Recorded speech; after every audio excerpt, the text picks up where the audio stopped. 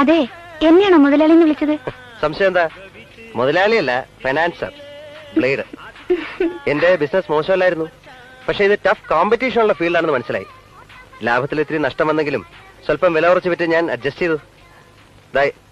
ഇന്നത്തെ വരവ് അങ്ങോട്ട് ഏൽപ്പിക്കാം. ഒന്നും വേണ്ട, ധൃതിയില്ല, പിന്നെ തന്നാ മതി.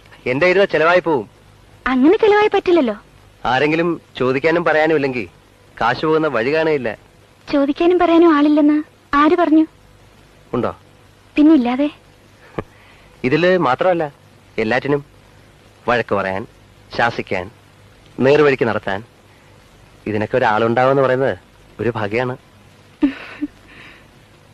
സ്വന്തം വിഷമങ്ങൾ ഇറക്കി വെക്കാൻ ഒരത്താണി.